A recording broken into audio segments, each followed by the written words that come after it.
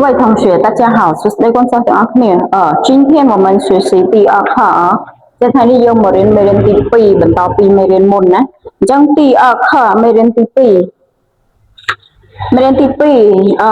ន័យថា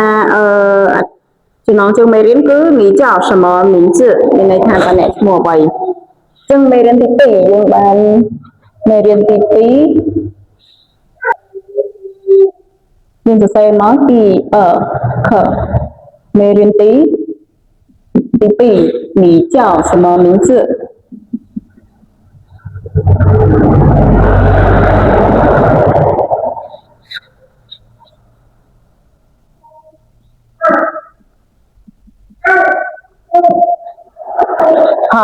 你叫什么名字មានន័យថាតើអ្នកឈ្មោះអ្វី你叫什么名字តោះអញ្ចឹងយើងបានពាក្យទី1គឺពាក្យថាចាដំបូងគេគឺយើងសរសេរអក្សរខុសមុនមក4ជ្រុងសិនមកណាចាហើយយើងសរសេរ拼音 G E អោស្លេងទី4ចាមានន័យថាឈ្មោះ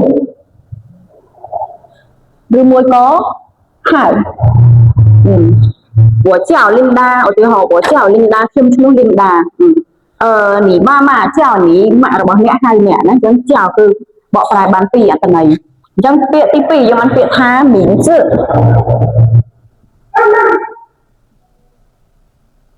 名字ណាមអ៊ីង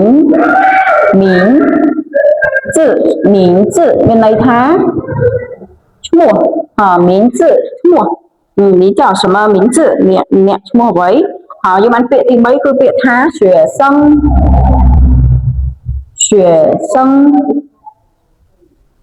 学习យើងការប្រកប拼音ណា西学មកស្រួច西学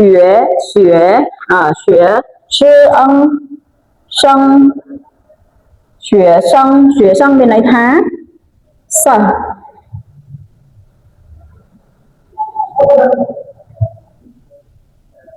ពាក្យទី3学生មានន័យថាសិស្សនិងបន្ទាប់មកយើងបានពាក្យទី4ពាក្យថា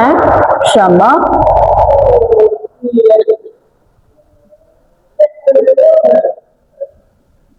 什么是神么什么什么គឺអ្វី什么អ្វី什么ដោយសារតែមើនេះគឺជាសំឡេងស្រាលណាមើគឺសំឡេងស្រាលឈិងសឹងអញ្ចឹងតើយើងអានជិះជា什么មានន័យថាអ្វីចូលមកពាក្យទី5យើងពាក្យថា老师គឺគ្រូណា老师គ្រូពីអីយើងបានលើដាក់ស្រៈអោឡោលើអោឡោsưស្លេងទី1ណា老师មានន័យថាគ្រូលោកគ្រូអ្នកគ្រូណា老师គ្រូបន្ទាប់មកយើងបានពាក្យទី7គឺពាក្យថា我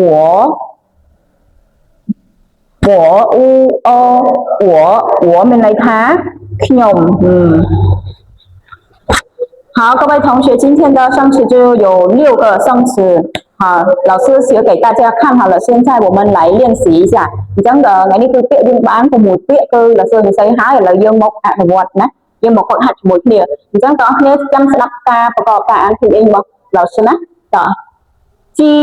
E O ស្លេងទី4ណាជីយ៉ាចាឈ្មោះ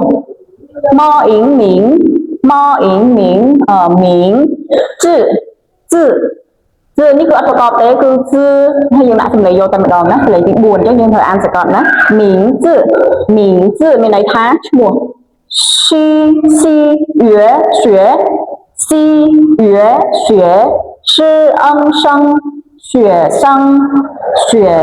学生មានន័យថា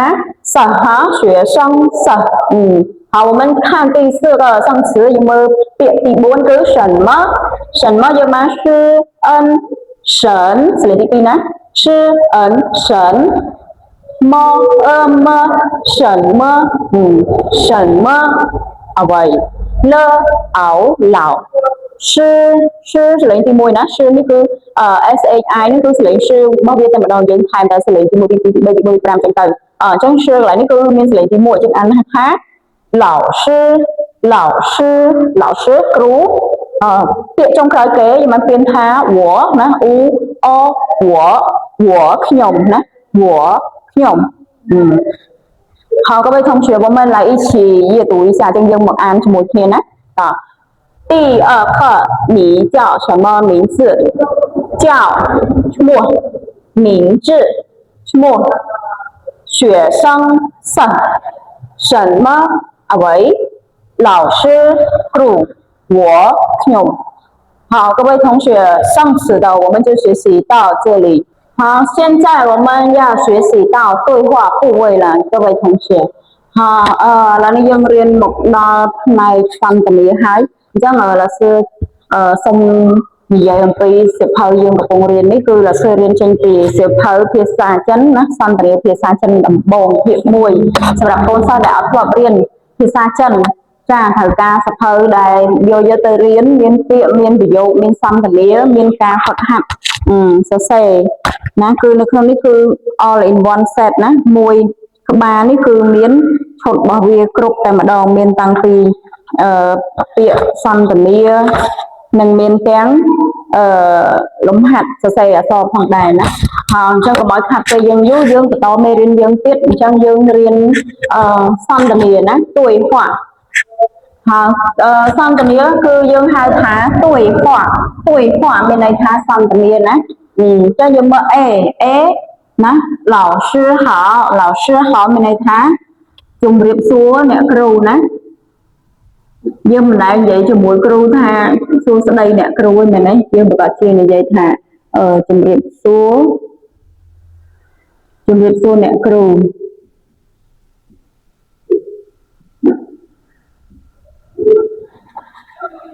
好，我们看一下拼音，我们来一起拼一下。今យើងមើល拼音នេះយើងមក拼ជាមួយគ្នាយើងមកប្រកបជាមួយគ្នាណាតោះលើអោឡោណាលើអោឡោ老师喝熬好老师好乐熬老师喝熬好老师好老师好ជំរាបសួរអ្នកគ្រូឬក៏លោកគ្រូណាជំរាបសួរអ្នកគ្រូ老师好តោះ B គេថានើអ៊ីនី喝熬好នើអ៊ីនី喝熬好你好នោះសួស្ដីណាយើងរៀនហើយ你好សួស្ដីអញ្ចឹងយើងមើលចំណុច A គឺ你叫什么名字呢以你鸡嗷叫吃恩神猫猫赢名字名字你叫什么名字ម្ដងទៀត呢以你鸡嗷叫吃恩神猫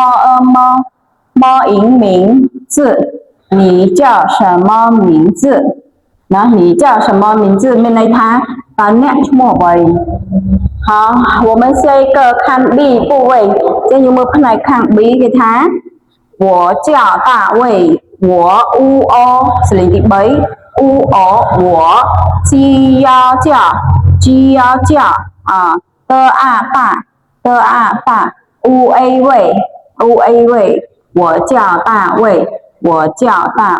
ខ្ញុំឈ្មោះតាវេនេះអត់បកប្រែទេឈ្មោះគេណាចឹងយើងចូល A 乌哦我是知安章乐熬老是我是张老师ខ្ញុំគឺអ្នកគ្រូចាងកន្លែងចាងនេះគឺឈ្មោះរបស់គេណាអញ្ចឹង我是张老师ខ្ញុំគឺអ្នកគ្រូចាង好，各位同学，我们现在学习拼音都学会拼了，现在我们来练习一下绘画。好，我们现在就开始对话上的你老师好，ជំរាបសួរអ្នកគ្រូ你好សួស្ដី你叫什么名字អ្នកឈ្មោះអ្វី我叫大卫ខ្ញុំឈ្មោះ大卫我是张老师ខ្ញុំគឺអ្នកគ្រូចាង好，各位同学，我们就学习到这里。ចឹងមេរៀនយើងគឺរៀនត្រឹមនេះណាកូនសិស្សទាំងអស់គ្នាអញ្ចឹងកូនសិស្សអាចយកជាសភៅនេះដើម្បី support ការរៀនរបស់យើងជាមួយនឹងឡាស៊ឺណាហើយឡាស៊ឺនឹងមានក្រុម Telegram ដើម្បី support ការរៀនរបស់យើងដែរអ្នកទាំងអស់គ្នាអាចចូលរួមក្នុងក្រុម Telegram ពីឥតគិតថ្លៃណាបាយបាយទៅឈាន